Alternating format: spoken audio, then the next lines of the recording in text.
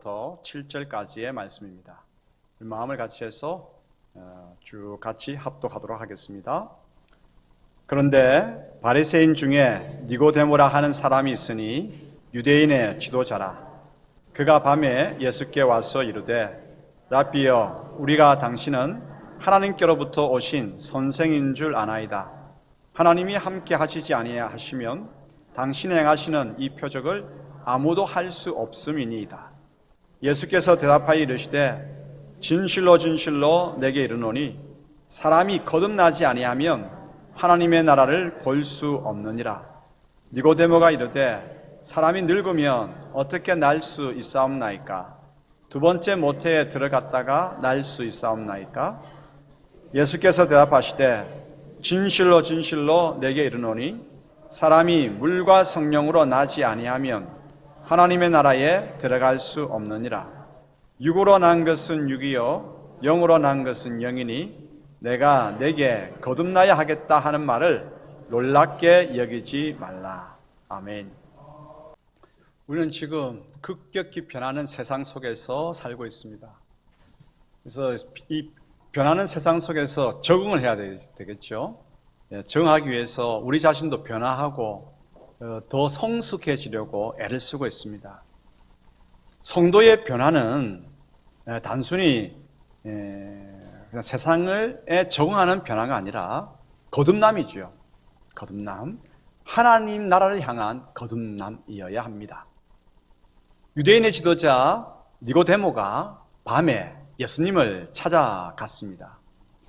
예수님께서는 니고데모의 마음속에 하나님 나라에 대한 궁금증이 있음을 아셨습니다. 그래서 하나님 나라에 들어가는 자는 어떠한 자인지 알려주셨죠. 물과 성령으로 거듭난 사람이 하나님 나라를 볼 수 있고 하나님 나라에 들어간다라고 말씀하셨습니다. 하나님 나라. 사실 우리 모두가 소망하고 기대하는 곳이 하나님 나라입니다. 인생 황혼에 서서 이제 곧 가게 될 미래적 하나님 나라이든 이 땅의 삶 가운데서 누리는 현재적 하나님 나라이든 불의한 세상이 새롭게 변화되는 정치적 하나님 나라이든 우리 모두는 하나님 나라를 소망하고 기대하고 있습니다. 특별히 우리 삶이, 우리 가정이, 우리 교회가, 이 땅이, 자연이 하나님 나라가 되기를 소망하죠. 이러한 우리들에게 하나님께서, 우리 주님께서 말씀하십니다.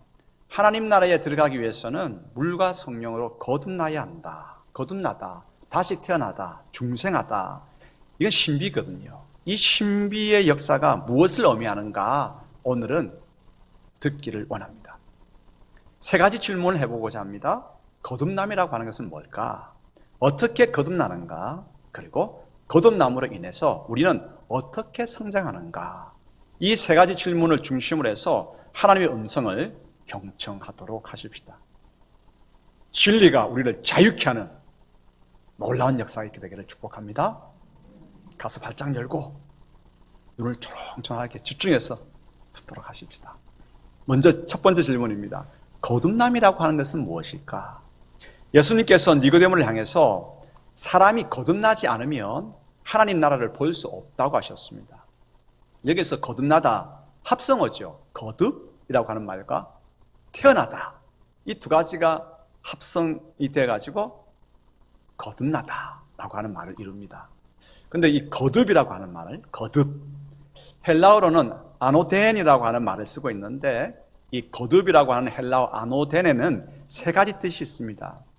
첫째는 다시라는 뜻이고, 두 번째는 철저히라고 하는 의미이고, 세 번째는 위에서부터라고 하는 뜻을 가지고 있습니다. 첫 번째, 두 번째는 우리가 익히 들어왔어요. 우리말에도 다시 해라라고 하면 무슨 말입니까? 건성으로 좀 하지 말고 다시 철저하게 하라라고 하는 그런 뜻이죠. 그런데 이제 우리가 집중해야 될 것이 뭐냐면 세 번째 의미입니다. 위에서부터라고 하는 이 의미란 말이죠. 위에서부터. 중생하는 것은, 다시 태어나는 것은 위에서부터 시작하는 것입니다. 다르게 이야기한다면 하나님께로부터 시작하는 것입니다. 거듭나는 것은 이 육신의 부모로부터 피와 살을 이제 물려받아서 태어나듯이 하나님 나라에 합당한 사람은 하나님으로부터 새롭게 태어나야 한다는 것이 거듭나다라고 하는 것입니다. 하나님에 의해서 중생될 때에, 태어나게 될 때에 우리의 신앙과 그리고 인격과 성품은 새로워지게 됩니다. 자, 그러면 두 번째 질문입니다. 어떻게 그러면 거듭나는가?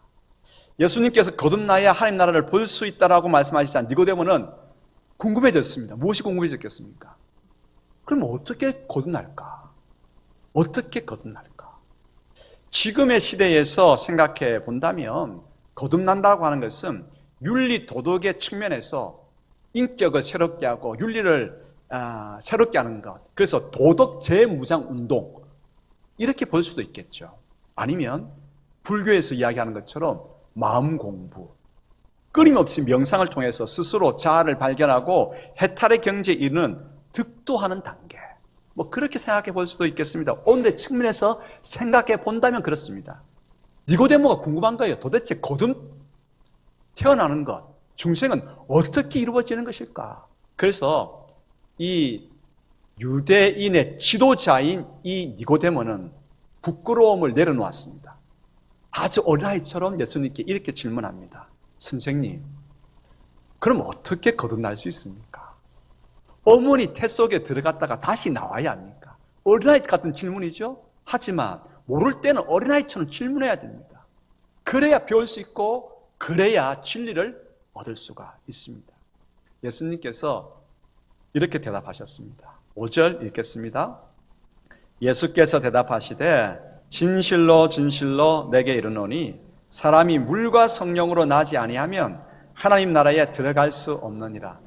말은 간결하게 물과 성령으로 태어나야 된다. 이것이 거듭나는 방법이다. 말을 하셨지만 니고데모는 더 황당한 거예요. 더 궁금해지는 거예요. 도대체 물로 어떻게 거듭나고 성령으로 어떻게 중생한단 말인가 궁금해지는 거예요. 자, 그럼 더 우리가 들어가 보십시다. 물로 거듭난다라고 하는 것은 물은 단순한 물이 아닙니다. 예수님께서 우리를 위해 십자가에서 흘리신, 죽으시면서 흘리신 피를 의미합니다. 피에는 생명이 있지요. 예수님의 보혈에는 예수님의 생명이 담겨 있습니다. 우리가 진정으로 참으로 회개할 때 주님의 보혈은 우리의 모든 죄를 씻습니다. 그리고 죄를 씻어주실 뿐만 아니라 우리에게 주님의 보혈로 우리에게 생명을 주십니다. 그렇습니다. 예수님은 우리 죄를 씻어주시기 위해서 그리고 우리에게 새로운 생명을 주시기 위해서 십자가에 달려 죽으셨습니다. 주님의 보혈로 말미암아서 우리는 새롭게 거듭나게 되는 것입니다. 태어나게 되는 것입니다. 그래서 거듭나 우리는 예수님을 찬양하고 십자가의 주님을 높이는 것이죠. 두 권 말씀을 읽겠습니다. 디도서 3장 5절, 요한일서 1장 7절 읽습니다. 우리를 구원하시되 우리가 행한 바 어려운 행위로 말미암지 않고 오직 그의 국률하심을 따라 중생의 씻음과 성령의 새롭게 하심으로 하셨나니 그 아들 예수의 피가 우리를 모든 죄에서 깨끗하게 하실 것이요. 아멘. 이 주님의 보혈로 우리는 거듭나게 되고 두 번째로 성령님의 역사로 거듭나게 됩니다. 성령으로 거듭난다라고 하는 말은요, 어떤 뜻일까? 여러분, 내가 참으로 용서받지 못할 죄인이라고 인식하게 되는 것이 나의 이 지식으로 인식할 수 있을까요? 나의 이 야박한 지식으로 인식할 수 있을까요? 결코 불가능합니다. 죽을 수밖에 없는 큰 죄인이기 때문에 나에게 필요한 것은, 진정 필요한 것은 나를 위해 십자가에서 죽으신 주님의 보혈이 필요합니다. 그래서 울부짖을 수 있는 것이 내 의지 때문일까요? 결코 아닙니다. 성령님께서 위로부터 감동해 주실 때만 나는 용서받지 못할 죄인입니다. 그래서 무릎 꿇게 되고요. 성령님께서 위로부터 감동해 주실 때만 나는 예수 그리스도의 보혈이 필요합니다. 나를 위해서 십자가에 죽으신 주 예수 그리스도의 보혈을 갈망합니다. 그렇게 울부짖을 수 있는 것입니다. 그래서 오늘도 내 머리 위에, 우리 머리 위에 주님의 보혈이 덮여지기를 부르짖을 수 있는 것입니다.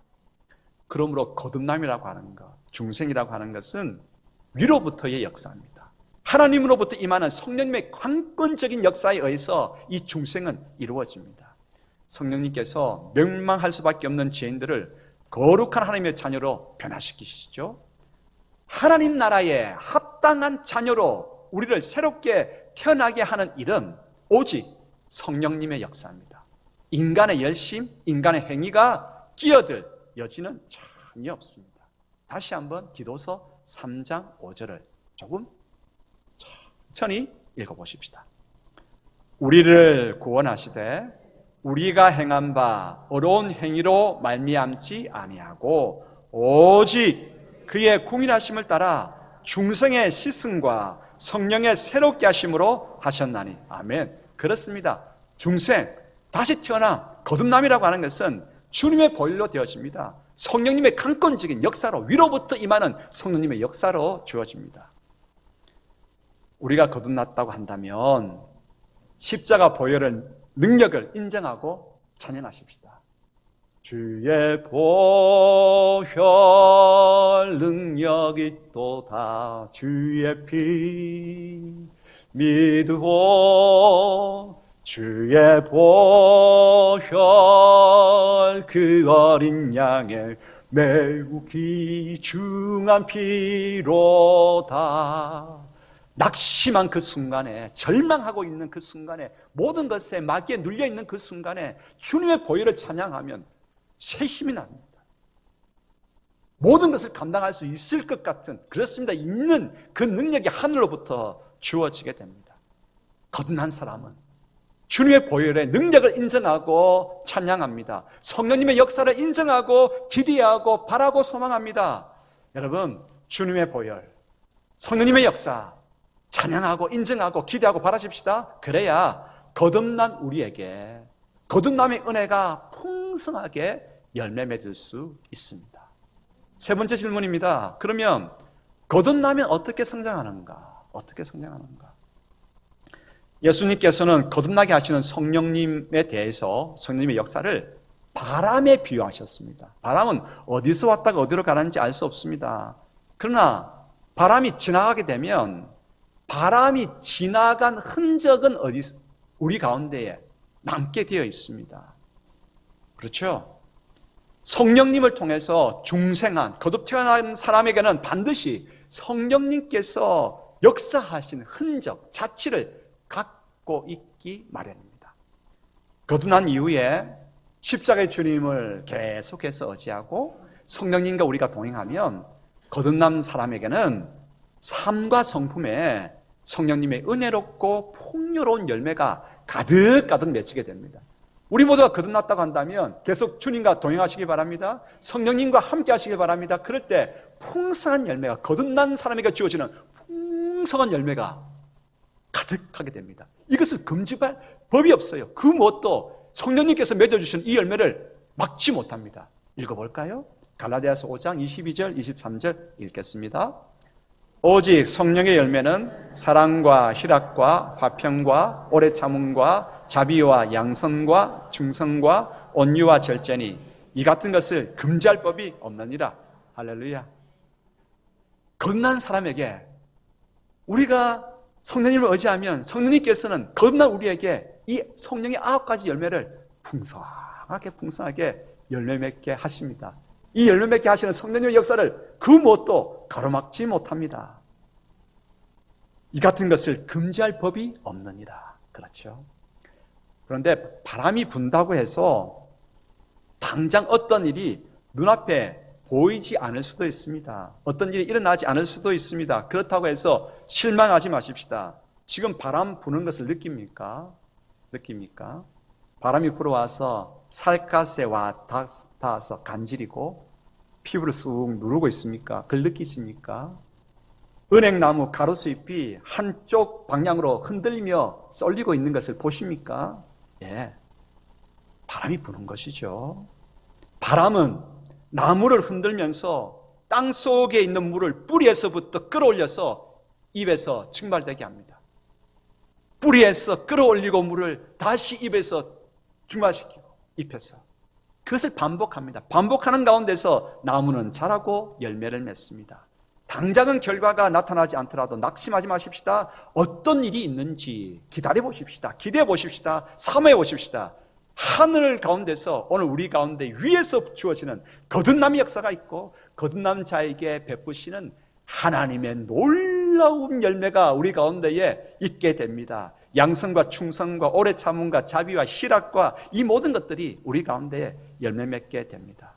바람이 불면, 성령의 바람이 불면 우리가 거듭나게 되고요, 거듭난 자라서 우리는 성장하게 되고요, 반드시 성령의 열매를 맺게 됩니다.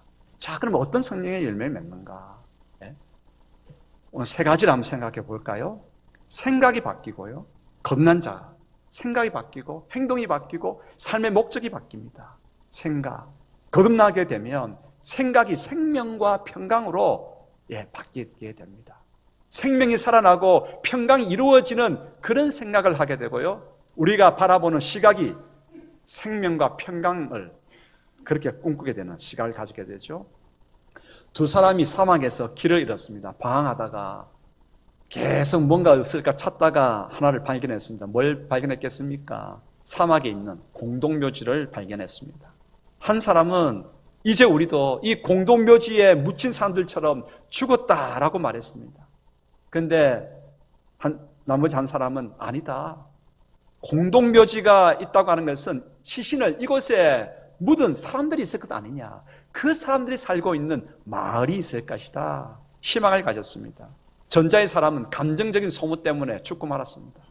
부자는 굳게 참고 견디다가 마침내 자신이 희망한 것처럼 마을을 발견했고 결국은 살게 되었습니다. 살고 죽는 것이 어떤 생각, 어떤 시각을 가진 나에 달려 있습니다. 진정 거듭나게 되면 우리는 생명을 살리고 생명을 회복하게 되는 생각을 가지게 됩니다. 평강을 기대하고 평강을 구하는 시각을 가지게 됩니다. 로마서 8장 5절 6절 읽겠습니다. 육신을 따르는 자는 육신의 일을, 영을 따르는 자는 영의 일을 생각하나니 육신의 생각은 사망이요 영의 생각은 생명과 평안이니라. 아멘. 그렇습니다. 거듭난 자에게는 계속 성장하게 되는데 생각이 바뀝니다. 시각이 바뀝니다. 두 번째는 행동이 바뀝니다. 편안한 것에 안주하려고 하지 아니하고 불평과 수고로움도 감수하는 것입니다.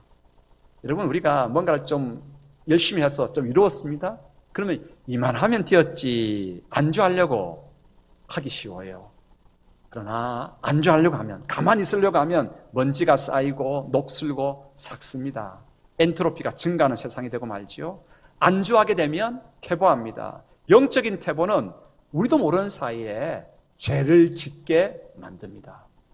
여러분, 그러므로 주일에 한번 예배 드리는 것만으로 신앙생활 만족하지 마십시다. 더 깊은 영적 세계로 들어가려고 애써 보십시다. 더 깊어지지 않으면요, 우리 신앙이 더 깊어지지 아니하면 습관적인 신앙으로 바뀝니다. 율법적인 신앙으로 바뀝니다. 성경에 대한 지식이 많이 있는데 그 지식을 가지고 사람들을 이렇게 세우고 회복시키고 살리기보다는 그 성경의 지식을 가지고 저 사람은 왜 저래? 이 사람은 또 왜 그래? 또 저 사람은 또 왜 저렇게 해? 판단하기 바쁜 것이죠. 예배 외에 그러므로 우리는 안주하려고 하지 말고 신앙에 더 깊은 신비거든요. 신앙은 신비거든요. 신비의 세계로 들어가려고 힘쓰고 애쓰고 노력하도록 하십시다. 예배 외에 기도 자리에도 나와서 주님의 뜻을 간청하십시다. 배움의 자리에도 참석하여서 진리가 우리를 자유케 하는 그 놀라운 기쁨도 맛보아 보십시다. 봉사와 사역의 자리에도 나와서 보람을 경험해 보십시다. 예수님을 처음 만났을 때의 그 감격, 그 기쁨, 거듭났을 때의 그 자유함, 이것은요, 한순간 일어났다가 사그라져서는 안 됩니다. 더 뜨거워지고 더 높아지고 깊어지고 더 넓어져야 합니다. 그렇지 아니하면 우리의 신앙은 무뎌지고 퇴보하게 됩니다. 과감하게 이만하면 되었지, 이 정도면 뭐 좋지 라고 하는 생각을 던져버리십시다. 과감하게 그러한 생각을 던져버리고 영적 깊은 세계로, 더 깊은 영적 세계로 진입해 보십시다. 그래야 습관화되지 않고 율법화되지 않고 무뎌지지 않고 퇴보하지 않습니다. 거듭난 자에게 성령님께서 계속해서 역사하시면 우리 가운데에 생명과 평강을 이루기 위해서 헌신하게 됩니다. 수고로움을 감당하게 됩니다. 애쓰게 됩니다. 성령님의 감동 가운데에 우리가 있게 되면 기꺼이 수고도 불편도 감당하려고 하죠. 사도 바울은 한 영혼을 얻고 교회를 세우기 위해서 해산하는 수고를 아끼지 아니한다라고 그렇게 고백했습니다. 사람들의 애씀 가운데에, 수고로움 가운데에 제일 크게 표현하는 것이 뭡니까? 해산의 수고잖아요. 해산의 고통이잖아요. 그런데 사도 바울은 뭐라고 표현하고 있냐면, 나는 한 영혼을 세우기 위해서, 교회를 다시 이렇게 세우기 위해서 나는 안주하지 않는다. 수고로움을, 힘듦을 기꺼이 감수하겠다. 그래서 해산하는 수고를 한다라고 고백하고 있죠. 갈라디아서 4장 19절 읽겠습니다. 나의 자녀들아, 너희 속에 그리스도의 형상을 이루기까지 다시 너희를 위하여 해산하는 수고를 하노니. 아멘. 거듭난 사람은 계속해서 성장합니다. 예.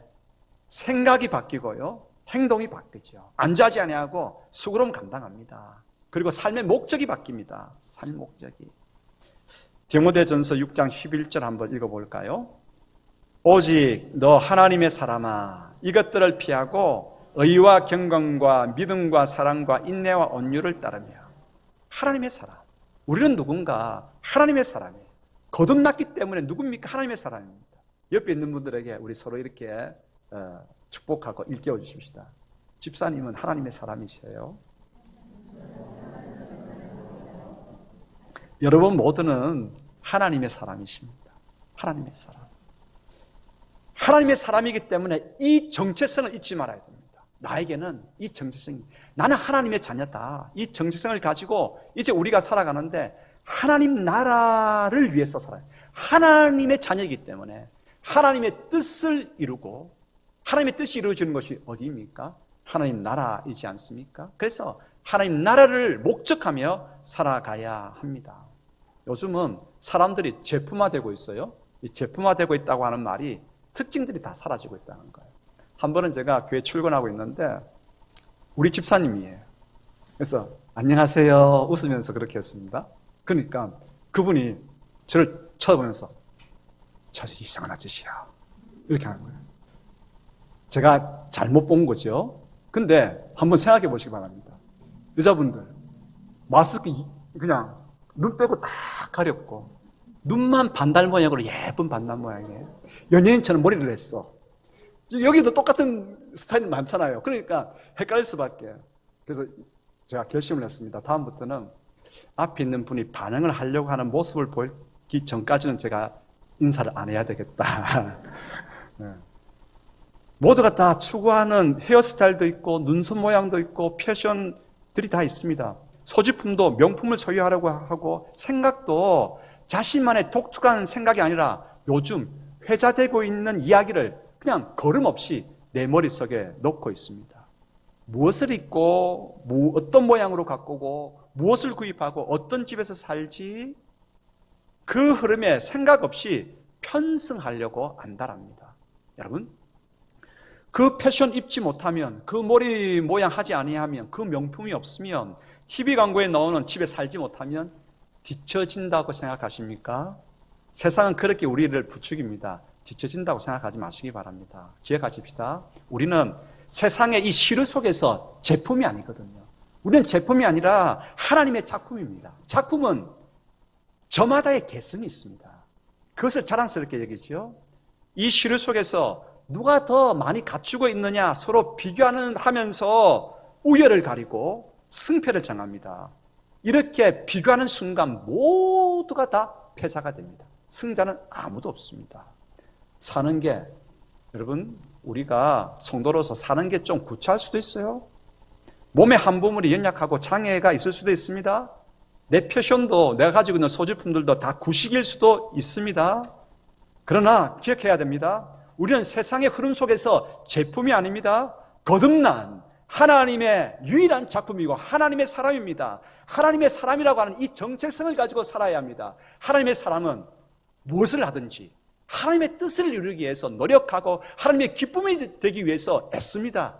그렇게 하십시다. 하나님의 뜻을 위해서 기도하고 뜨겁게 부르짖고 열심으로 그 뜻을 위해서 애써야 살아가겠죠. 하나님의 뜻이 이루어지는 곳이 천국입니다. 하나님 나라입니다. 우리 가정이 하나님의 뜻이 이루어지기를 소원합니다. 이 교회가, 이 나라가, 우리의 사업이 하나님의 뜻이 이루어지기를 소원합니다. 여러분, 하나님의 뜻을 위해서 살아가는 나는 하나님의 자녀다. 하나님 나라를 나는 목적하며 살아간다.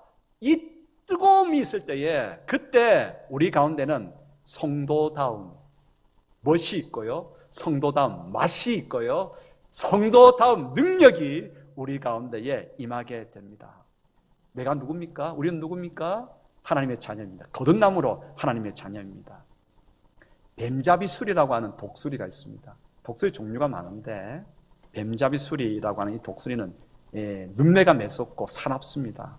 공중을 유유히 활공하다가 모래 사막에 두더지나 뱀 같은 것이 있으면 손살같이 내려와서 낚아치면서 잡아먹습니다. 평상시에는 이처럼 이 뱀잡이술이, 이 독수리는 민첩합니다. 사냥도 정말 잘합니다. 그런데 이때만은 자신이 그 민첩함을 잃어버리고 맙니다.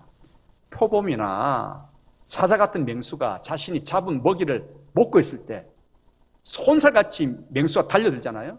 그럼 뱀잡이수리가 그 맹수를 보는 거예요. 너무 당황스러워가지고 자기가 날짐승이라고 하는 사실을 잃어버리는 거예요. 네 발 달린 맹수가 막 달려들으니까 발로 막 끼면서 달려오니까 손살 당하니까 자기도 자기 정체성을 잃어버리고 어떻게 하는지 아십니까? 자기도 두 발로 뛰기 시작하는 겁니다. 제가 한번 흉내내 볼게요. 두 발로 뛰다가 잡혀먹고 마는 것입니다. 세상의 흐름에 따라가서는 안 됩니다. 성도는 누굽니까? 하나님의 자녀입니다. 하나님의 자녀, 거듭나서 물과 성령으로 예수님의 보혈과 성령의 능력으로 거듭나서 하나님의 자녀가 되었다라고 하는 이 정체성을 가지고 살아갈 때에 하나님의 뜻을 이룰 수 있고 하나님 나라를 이루어내는 하나님의 거룩한 일꾼이 되죠. 여러분, 거듭난 성도의 정체성을 가지고 나아가기를 소원합니다. 성령님과 함께, 성령님과 함께. 자, 거듭난 주님의 보혈과 성령으로 거듭난 하나님의 자녀들은 거듭난 열매들이 계속해서 맺힙니다. 생각이 바뀝니다. 행동이 바뀝니다. 삶의 목적이 바뀝니다. 하나님의 뜻을 오늘도 준행하고 하나님 나라를 향해서 나아가는 우리 모두가 되기를 소원합니다. 다짐하면서 누가복음 12장 29절로부터 31절 읽겠습니다. 너희는 무엇을 먹을까 무엇을 마실까 하여 구하지 말며 근심하지도 말라. 이 모든 것은 세상 백성들이 구하는 것이라. 너희 아버지께서는 이런 것이 너희에게 있어야 할 것을 아시느니라. 다만 너희는 그의 나라를 구하라. 그리하면 이런 것들을 너희에게 다 하시리라. 하나님 나라를 목적하며 살아가는 거듭난 하나님의 자녀, 그 은혜가 가득하기를 소원합니다. 기도하십시다. 아버지 하나님, 사모합니다. 성령님의 기름 부으심을 사모합니다. 거듭난 하나님의 자녀인 것을 인식하고 생각이 바뀌고 행동이 바뀌고 우리 걸음걸음이 하나님 나라를 향해서 갈 수 있도록 주님 역사해 주시길 소원합니다. 그러한 아버지 하나님이여 우리 속에 생각의 변화를 허락하여 주시고 성숙을 허락하여 주시고 천국을 향해서 나아갈 수 있는 능력을 허락하여 주시옵소서. 머리 조아리는 모든 성들의 그 머리 위에 성령 하나님 기름 부으심을 크게 내려 주시옵소서. 예수 그리스도 이름으로 기도드리옵나이다. 아멘.